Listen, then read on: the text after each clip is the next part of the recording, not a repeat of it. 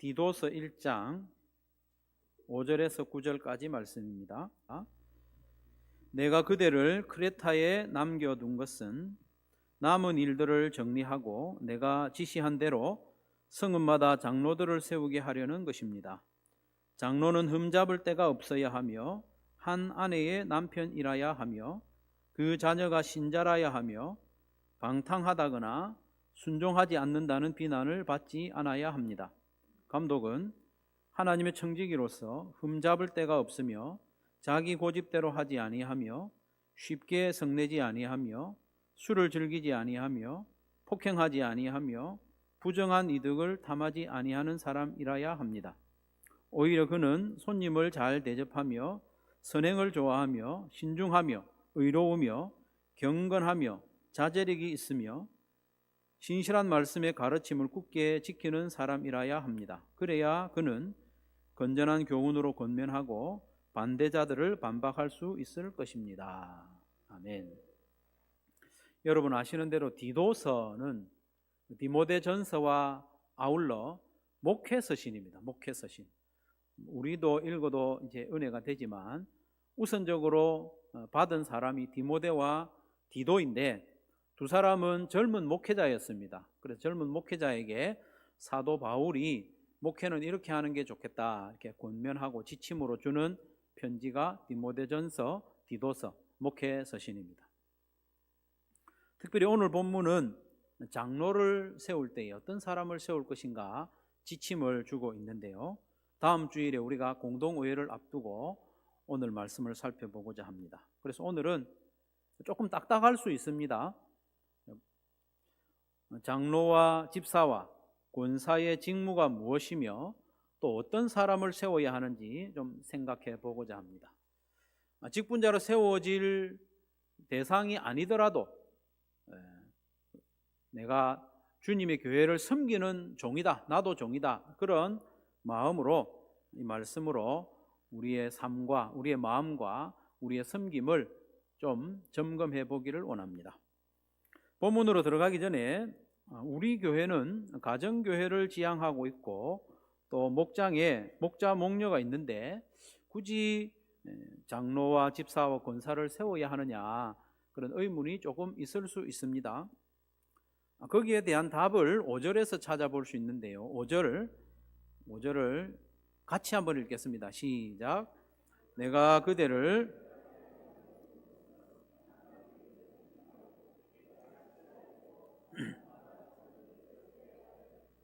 아멘. 사도 바울은 젊은 목회자인 디도를 크레타 섬에 남겨두었어요. 같이 복음을 전하다가 디도를 크레타 섬에 남겨준 목회자로 세웠죠. 이와 비교해서 디모데라는 목회자는 에베소의 목회자로 세웠죠. 에베소. 디모데는 에베소, 디도는 크레타의 목회자로 세움을 받았습니다. 지도를 한번 보시면 에베소는 물론이고 크레타 섬에도 여러 가정교회들이 있었습니다. 저 지도에, 저거는 지중해 연안의 지도죠. 딱 보니까 지중해인지 아시겠죠? 장화 모양 있는 저기가 이탈리아고 지도 중앙에 있는 섬이 그리스, 지금으로 치면 그리스 영토의 한 4-5번째로 가는 섬이죠. 저 중앙에 있는 섬 이름이 크레타입니다. 크레타 섬. 예전 성경에서는 그레데라는 섬이라 했죠.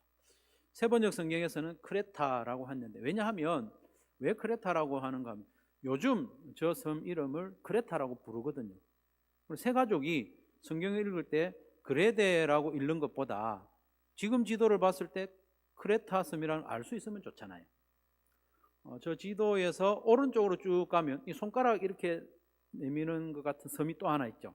제법 큰 섬인데 저 섬 이름은 키프로스라는 섬입니다. 키프로스. 지금도 키프로스라고 불리고 있습니다. 저 섬도 성경에 나오거든요. 개역 개정 성경까지는 어떻게 번역했느냐? 그레데 섬이라고. 그레데. 우리 성경을 읽다가 세 가족이 그레데라는 게 나오면 지금 지도에서 찾아보면 그레데가 없어요. 그래서 키프로스라고 번역을 하고 있습니다. 그리고 성경에 보면 여러분 애굽이라는 나라가 나오잖아요. 우리는 신앙생활 오래 한 분들은 애굽 하면 이집트 자연스럽게 알 수 있지만 새로 신앙생활 하는 분이 성경에서 애굽이 뭐야? 애굽이 뭔지 모르는 거예요. 그래서 지금 새번역 성경에서는 이집트로 번역을 하고 있습니다. 그래서 새번역 성경에서는 지금 사용되고 있는 지명을 가급적이면 사용하고 있다, 이렇게 이해하시면 좋겠습니다. 저 섬 크레타 섬에도요 여러 가정교회들이 있었습니다. 에베소에도 여러 가정교회들이 있었고 고린도에도 여러 가정교회들이 있었습니다. 그래서 여러 가정교회들이 연합되는 거죠.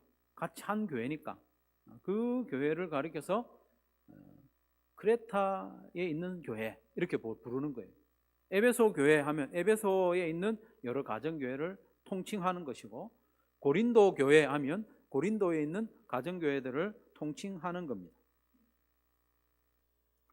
그 연합교회의 직분자를 세우라 이렇게 권면하고 있는 거예요. 5절에 보면, 방금 읽은 5절 보면 내가 그대를 크레타 섬에 남겨둔 것은 남은 일들을 정리하고, 남은 일이 뭔지 우리는 정확하게 알 수 없지만 바울과 함께 동역하다가 뭔가 남은 일이 있었겠죠. 특정한 일을 정리하고, 그 다음에 중요한 것은 내가 지시한 대로 성읍마다 장로들을 세우게 하려는 것이다 했죠. 성읍마다 여러 가정교회들의 연합교회에 장로들을 세워라, 그렇게 명하고 있습니다. 여기서 성읍이라고 하면 성읍이라는 말의 뜻이 성벽이 둘러져 있는 도시를 말하는 거예요. 기본적으로 조그마한 마을을 가리키는 게 아니고 적어도 성벽이 둘러져 있거나 치안이 확보된 도시를 가리켜서 성읍, 폴리스라는 말은 우리가 요즘도 쓰죠. 영어에도 성경이 폴리스라는 말이 나오는데 여기서 나온 말이 폴리스, 치안이 좀 확보되고 성벽이 좀 둘러져 있는 상당히 큰 규모의 성읍이라고 볼 수 있죠. 그렇기 때문에 한 성읍 안에는 한 가정교회만 있는 게 아니고 여러 가정교회들이 있습니다. 여러 가정교회들이 있는 그 성읍에 장로를 세워라. 이 말은 이 성읍을 다스리는 어떤 행정적인 지도자를 세우는 게 아니고 연합교회의 지도자인 장로를 세우라는 권면입니다. 우리 교회의 목장에 목자 목녀가 있듯이 크레타 섬에 있는 가정교회마다 지도자가 있었습니다. 하지만 그 가정교회들의 연합교회의 장로를 비롯한 지도자를 세움으로 그 연합교회가 든든히 서도록 섬겨라, 그런 권면이 오늘 본문이라고 보시면 되겠습니다. 이런 사전 지식을 가지고 오늘 직분에 대해서 몇 가지 살펴보려고 하는데요. 교회의 직분은 계급이나 명예가 아니라 직무입니다. 직무. 교회의 직분은 직무입니다. 한번 따라하겠습니다. 직분은 직무입니다. 직분은 직무예요. 역할. 직분은 역할입니다. 명예나 또 계급이 아닙니다. 역할입니다. 역할이고 직무입니다. 교회 헌법에 보면 집사의 직무를 구체적으로 이렇게 정리를 하고 있습니다. 집사는 당회의 지도 아래 교회의 봉사와 교회의 서무, 회계와 구제에 관한 사무를 담당한다. 이렇게 집사의 직무에 대해서 구체적으로 설명해 두고 있죠. 우선 집사의 직무는 교회의 전반에 봉사하는 겁니다. 섬기는 거예요. 섬기는 겁니다. 집사는 교회의 필요에 따라 무엇이든지 봉사하는 사람이 집사입니다. 그래서 섬김이 없는 집사는 좀 이상한 거예요. 집사는 섬김이 있어야 됩니다. 지속적인 섬김, 돌발적인 섬김이 아니고 지속적인 섬김이 있어야 하는 거죠.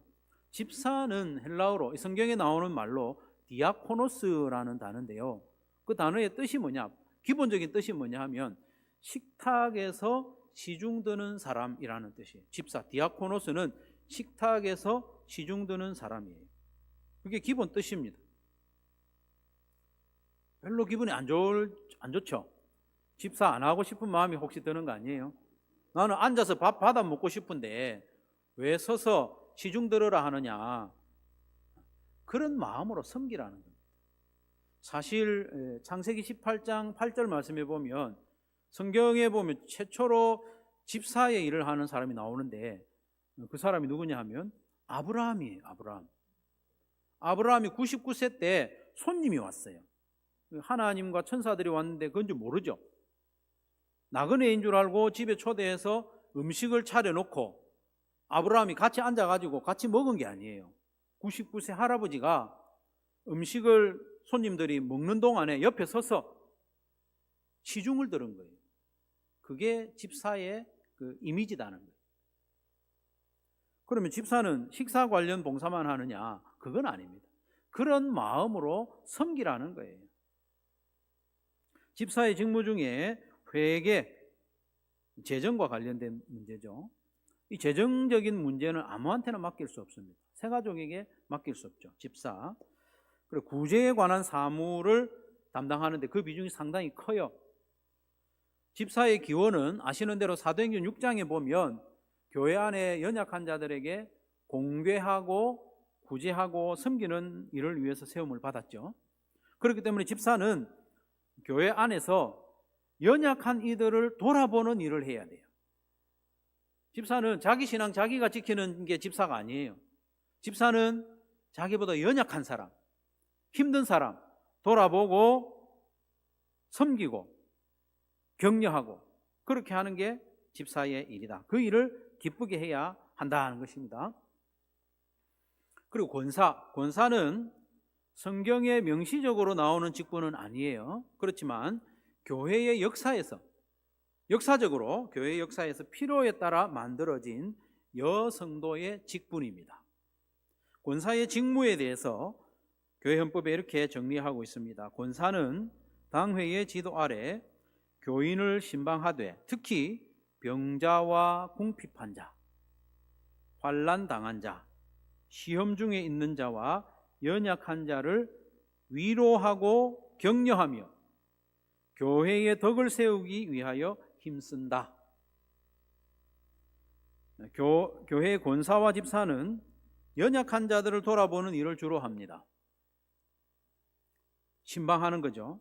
병자, 궁핍한 자, 환난 당한 자, 시험 중에 있는 자, 연약한 자를 위로하고 격려하며 교회의 덕을 세우는 일을 하는 게 권사의 직무라는 거예요.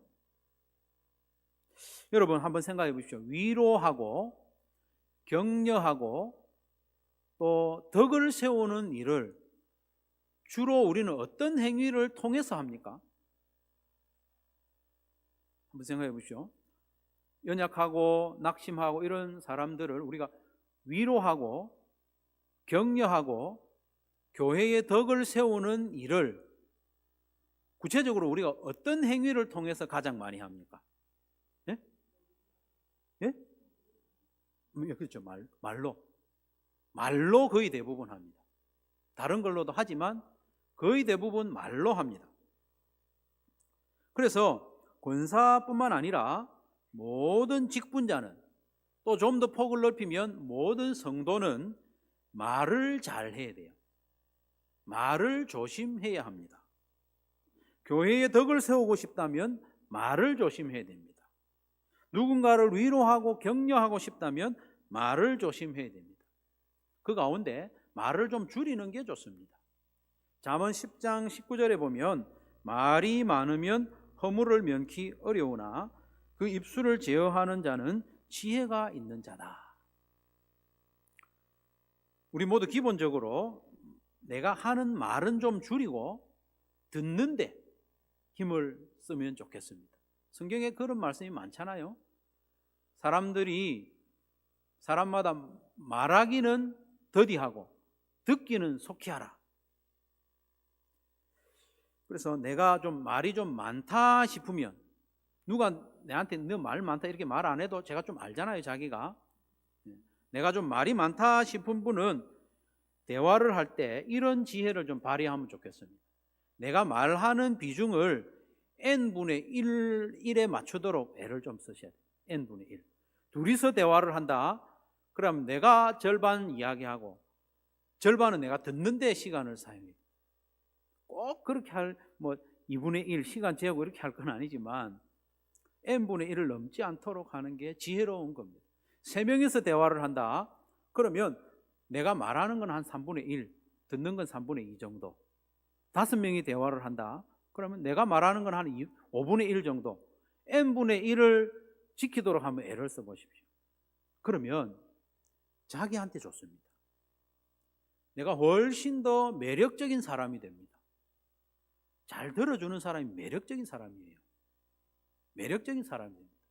그리고 나아가서 위로와 격려와 덕을 세우는 일을 훨씬 더 잘할 수 있습니다. 말을 많이 한다고 위로가 되는 게 아니고 들어주면 위로가 되는 거예요. 어쨌든 권사를 비롯한 모든 직분자는 나보다 연약한 이들을 잘 섬겨야 되는데 그 가운데 말이 차지하는 비중이 참 크다. 잘했는데 말을 좀 잘못하면 다 까먹는 거예요. 그래서 말을 조심하고 말을 잘할 수 있도록 우리가 해야 된다. 직분자들은. 헌법에 보면, 교회 헌법에 보면 장로의 직무도 명확하게 기록을 해놓고 있습니다. 상당히 많아요. 장로의 직무 1. 목사와 협력하여 행정과 권징을 관리하는 일. 장로의 대상이 아니더라도 장로의 직무가 뭔지 알면 좋잖아요. 그래서 목사와 협력하여 행정과 권징을 관리하는 일. 권징은 뭔가 좀 잘못했을 때 좀 책망도 하고 심하면 벌도 주고 하는 게 권징입니다. 2. 교회의 영적 상태를 살피는 일. 살피는 거예요. 3. 교인을 신방, 위로, 교훈하는 일. 4. 교인을 권면하는 일. 5. 교인들이 설교대로 신앙생활을 하는 여부를 살피는 일. 6. 언약의 자녀들을 양육하는 일. 7. 교인을 위해 기도하고 전도하는 일. 8. 목회에 필요한 제반사항을 목사에게 상의하고 돕는 일. 이처럼 장로의 직무는 많고도 또 무겁습니다. 짐이 무거워요. 그렇기 때문에 장로가 된다는 것은 축하를 받을 일이라기보다는 위로를 받을 일이에요. 혹시 여러분 짐이 많이 있는데 내가 짊어진 짐이 너무 무겁다. 다른 사람은 좀 가벼운데 그러면 축하를 받아야 돼요? 안 됐다는 소리를 들어야 돼요? 위로를 받아야 돼요.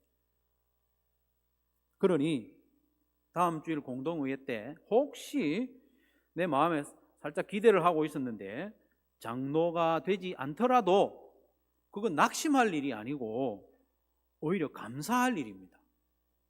큰 짐을 내가 내가 다음에 지고 다른 사람이 이번에 지게 되었으면 낙심할 일이 아니고 뭐 할 일이라고요? 네? 감사할 일입니다. 그래서 다음 주일에 장로가 되지 않거든 감사헌금을 하십시오. 감사헌금을 하십시오. 그런 마음을 가지고 있어야 됩니다. 왜냐하면 장로의 일이 너무나도 무겁고 힘이 드는 일이기 때문에. 그러면 어떤 사람을 장로로 세우라고 했느냐? 오늘 본문에서 몇 가지 교훈을 살펴보도록 하겠습니다. 첫 번째, 믿음 안에서 가정을 잘 다스리는 사람을 세워야 됩니다. 가정을 잘 다스리는 사람을 세워야 됩니다. 6절 같이 한번 읽겠습니다. 6절 시작.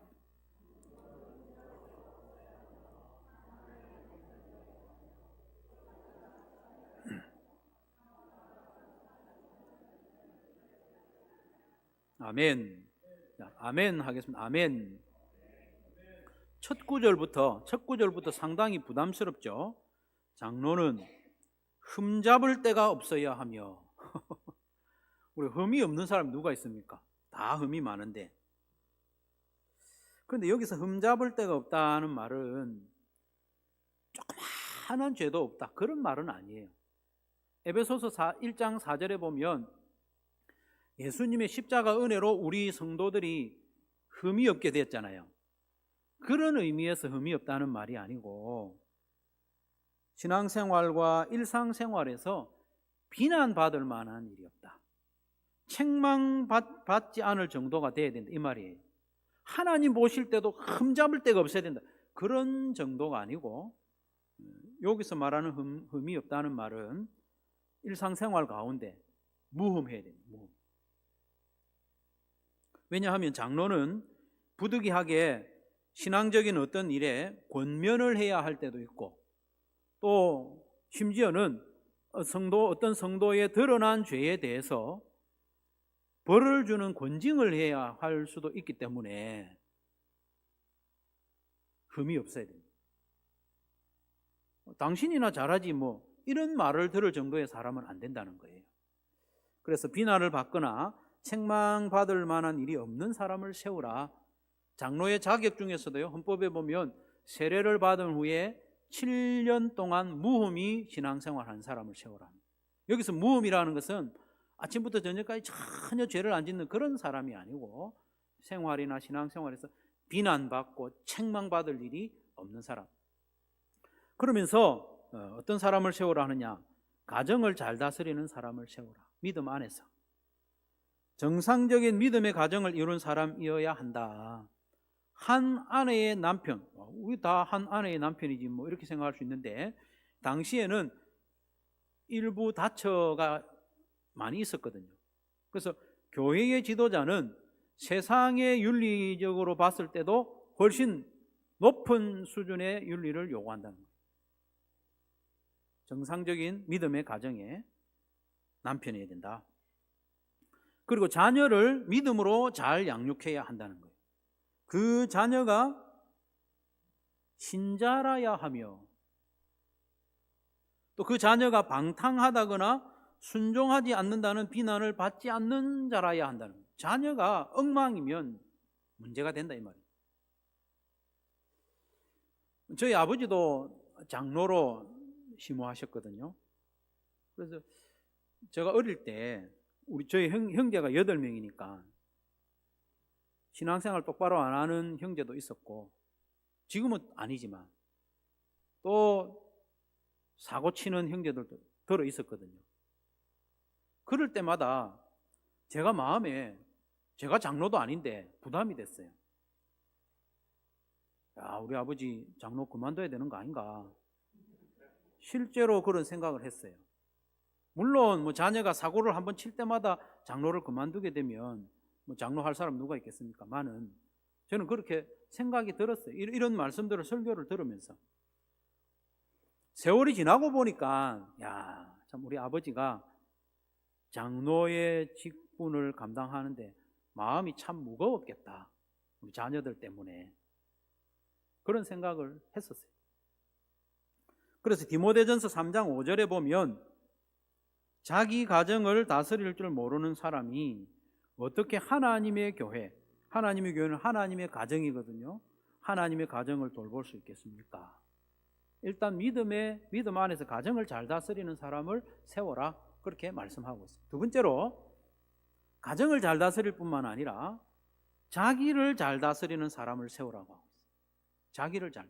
7절 8절 중요한 말씀이니까 같이 한번 읽겠습니다. 시작.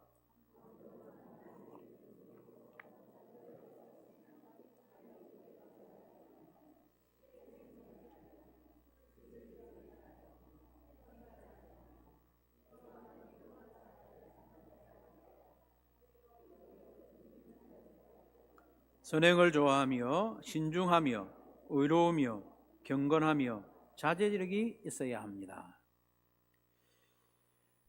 6절에서는 장로라고 했다가 7절에서는 감독이라고 하니까 조금 헷갈릴 수 있는데, 굳이 다른 사람이라고 볼 필요는 없습니다. 같은 사람으로 보아도 됩니다.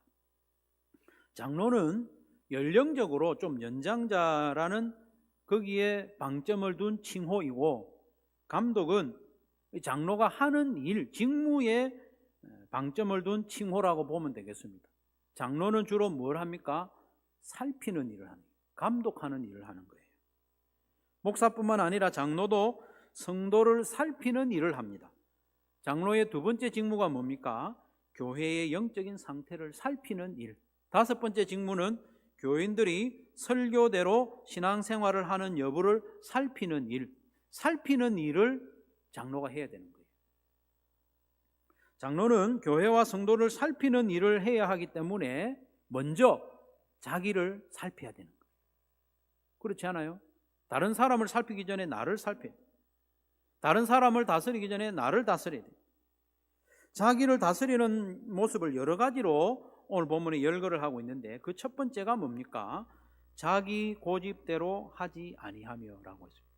자기 고집대로 하지 아니하며. 그러면 고집도 없고 줏대도 없는 사람을 장로로 세워야 되느냐? 그런 말은 아닙니다. 죽고 사는 문제가 아니면 양보할 줄 아는 사람을 세워라. 자기 고집만 부리는 사람은 곤란하다 그 말이죠. 자기 고집대로 하려는 사람의 대표적인 특징이 뭐냐 하면 자존심이 너무 강한 거예요. 자존심이 너무 강하면 물러설 줄 모릅니다. 숙일 줄 모릅니다. 자기의 실수나 잘못을 인정하기가 너무 힘들어합니다. 그러니까 이제 고집을 부리는 것처럼 보이는 거죠. 별로 중요하지 않은 일인데도 고집을 부리는 사람이 있습니다. 그러면 그런 사람은 교회의 장로가 되어서는 좀 힘들어진다. 물론 자기가 꺼낸 말을 거두어 드리기는 쉬운 일이 아닙니다. 저도 마찬가지입니다. 저도 무슨 말을 꺼내놨을 때, 누구에게 꺼내놨을 때 그걸 거두어 드리기가 매우 어렵습니다. 쉽지 않습니다. 그렇지만 내가 낸 말이라도 그보다 더 옳은 말이 있으면 수긍할 줄 아는 그런 사람이 자기 고집대로 하지 않는다는 그런 사람을 세워라. 이어지는 말씀에 보면 어떤 사람을 세우지 말라고 했는가 하면 쉽게 성내는 사람을 세우지 마라. 쉽게 성내지 않는 사람을 세우라. 쉽게 흥분하고 성내는 사람은 세상의 지도자로서는 모르겠어요. 세상의 지도자는 막 사람들을 선동하기 때문에 때로는 과격한 말도 하고 흥분시키기도 하고 그럴지는 모르지만 교회의 장로로는 합당하지 않다. 여러분, 성질 없는 사람 누가 있습니까? 지렁이도 밟으면 꿈틀댄다고 하는데 성질 없는 사람 누가 있습니까? 그러나 성질이 나도 참을 줄 알아야 돼. 쉽게 성을 낸다는 것은 아직 유치하다는 말입니다. 그렇죠? 어린 아이들은 얼마나 성을 잘 내는지 몰라요. 조금만 마음에 안 들면 성질을 부립니다. 다행히도 어린 아이들은 쉽게 성을 내지만 또 어떻게 합니까? 쉽게 화해합니다. 그러니까 다행이죠. 금방 같이 놉니다. 금방 싸웠다가 금방 같이 놀게 하는데. 그런데 어른이 되었는데 유치한 사람은 성은 쉽게 내는데 화해가 빨리 안 되는, 풀리는데 오래 걸립니다. 그러니까 곤란한 거죠. 쉽게 성내지 않는 사람. 그리고 술을 즐기지 않는 사람 했습니다. 술을 즐긴다. 어느 만큼이 즐기고 어느 만큼이 안 즐기는 것인가? 그 구분을 명확하게 할 수는 없지만 본인은 잘 알겠죠. 술에 끌리는 사람이 있어요. 그래서 내가 술을 즐기는지 안 즐기는지 잘 모르겠다. 그럼 안 먹는 게 좋습니다. 성도들. 폭행하지 아니하며, 당연하죠. 폭행하는 사람을 교회 지도자로 세울 수 없죠. 그리고 이어지는 말씀에 보면 부정한 이득을 탐하지 않아야 한다는. 부정한 이득. 돈을 너무 좋아하는 사람 안 된다. 돈하는 사람 안 된다. 물론 성도들 가운데 노골적으로 돈하는 사람 별로 없습니다. 그러나 은근히 물질적인 그런 부분을 자랑하는 사람 적지 않습니다. 그런 사람은 돈을 사랑하고 있는 사람입니다. 사랑하는 바를 자랑하게 됐으니까. 그래서 디모데전서 3장 3절, 여기도 직분자 세우는 지침인데 직분자는 돈을 사랑하지 않아야 된다 말하고 있습니다. 돈을 사랑하면 왜 안 되느냐? 부당하고 부정한 유혹에도 쉽게 빠져들 수 있기 때문에 교회 지도자는 그래서는 안 된다는 거예요. 오히려 돈을 쓰는 일을 좋아해야 돼요. 오히려 8절에 보면 오히려 그는 손님을 잘 대접하는 사람이라 해야 된다. 손님 대접하려면 돈이 들죠. 자기 돈이. 선행을 좋아하며 신중하며 의로우며 경건하며 마지막으로 자제력이 있는 사람. 자제력이 있는 사람이 어떤 사람입니까? 자기를 다스릴 줄 아는 사람이죠. 화난다고 다 화내지 않고 그렇게 하는 거죠. 정리하면 자기를 잘 다스리고 타인에게 인색하지 않으며 성품이 좋은 사람을 세워라. 믿음 좋은 사람 물론이고 성품이 좋아요. 성품이. 자기를 잘 다스리지 못하는 사람은 마귀가 조금만 자극하면 쉽게 흥분하고 거칠어지고 돈이나 갖가지 유혹에 잘 넘어가기 때문에 이런 말씀을 하는 거예요. 자기를 잘 다스리지 못하면. 여러분, 직분자가 아니고 한 개인으로서 자기를 다스리지 못하면 그 피해가 크지 않습니다. 그 피해는 자기한테 오죠. 조금 더 나가면 자기 주변에 있는 사람한테만 피해가 돌아가지만, 그러나 교회의 직분자, 더군다나 장로가 자기를 잘 다스리지 못하면 그 피해가 온 교회에 퍼지기 때문에 자기를 잘 다스리는 사람을 세워야 된다. 세 번째로 사도 바울은 말씀 순종의 본이 되는 사람을 세워라 하고 있습니다. 9절 말씀 같이 읽겠습니다. 9절 시작.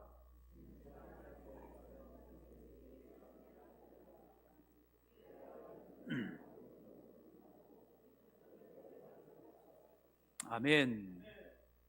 하나님의 말씀에 잘 순종하는 사람을 장로로 세우라고 하고 있습니다.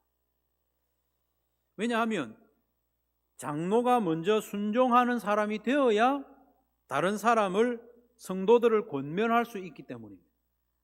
자기는 순종하지 않으면서 자꾸 순종해라 순종해라 할 수 없잖아요. 장로의 직무 가운데 성도들이 설교대로 살고 있는지 살피는 것이 중요한 직무죠. 그래서 설교대로 안 살면 그렇게 살라고 권면할 수 있어야 되는데 내가 순종을 안 하는데 권면을 할 수 없죠. 그래서 오늘 말씀해 보니까 신실한 말씀의 가르침을 굳게 지키는 사람이라야 한다고 했습니다. 장로는 먼저 설교 말씀대로 순종하는 일에 모범이 되어야 합니다. 순종 잘하는 사람은 그 사람이 뭐라고 말을 많이 안 해도 순종하고 싶어요. 왜? 그분이 순종하고 있기 때문에. 이런 게 다 보고 배우는 거죠. 순종하는 분에게는 순종하고 싶어요.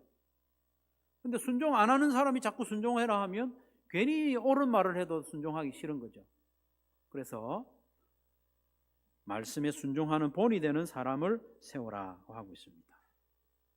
특별히 설교 말씀에 순종하는 사람, 그 사람이 직분자로 적합하다.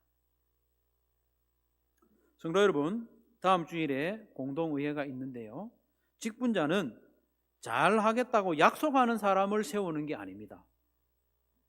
약속하는 사람을 세우는 게 아니라 지금까지의 신앙생활의 이력을 보고 세우는 겁니다.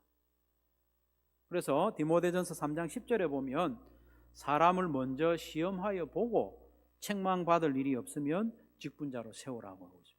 막 이렇게 저렇게 어렵게 해보고 일부러 그렇게 해보라는 말이, 시험해보라는 말이 아니고 한번 보라는 거예요. 지금까지 신앙생활 해온 이력을 살펴보고 세우라는 거예요. 약속한다고 세우는 게 아닙니다. 그래서 다음 주일에 있을 공동의회를 위해 우리는 한 주간 집중적으로 기도해야 되겠습니다. 기도해야 됩니다. 내 마음에 드는 사람을 세우려는 것이 아니라 하나님의 마음에 합한 사람을 세울 수 있도록 기도합시다. 더더욱 우리가 기도해야 할 것은 한 사람이라도 시험에 드는 사람이 없도록 기도해야 됩니다. 교회가 직분자를 세우는 일은 귀하고 좋은 일입니다만은 그 일을 하는 중에 시험에 드는 사람이 있으면 교회가 얼마나 손해고 힘들어집니까? 마귀는 이런 때를 가만히 지나가지 않습니다. 교회에 중요한 일이 있으면 반드시 무리를 일으키고 여기저기 들쑤시고 시험에 들게 하는 일을 마귀가 하죠. 그러니까 시험에 드는 사람이 없도록 계속해서 한 주간 지내면서 기도할 때에 우선적으로 이 일을 위해서 기도해 주시기 바랍니다. 충분히 기도한 후에 선거에 임합시다. 가벼이 할 일이 아닙니다. 교회의 직분은 체면이나 명예나 계급이 아닙니다. 직무라고 했습니다. 주님의 몸인 교회를 섬기는 직무입니다. 그렇기 때문에 나하고 친한 사람 뽑는 선거가 아닙니다. 뽑아달라고 부탁하는 것도 아닙니다. 뽑아달라고 부탁하면 오히려 그 사람 뽑으면 안 돼요. 기도하는 가운데 믿음 안에서 가정을 잘 다스리는 사람, 그래야 교회를 섬길 수 있어요. 기도하는 가운데 자기를 잘 다스리는 사람을 보세요. 누가 자기를 잘 다스리는지. 그리고 말씀에, 특별히 주일 설교 말씀에 잘 순종하는 사람을 세워서 우리 한소망 교회가 더욱 든든히 서가기를 주님의 이름으로 축원합니다.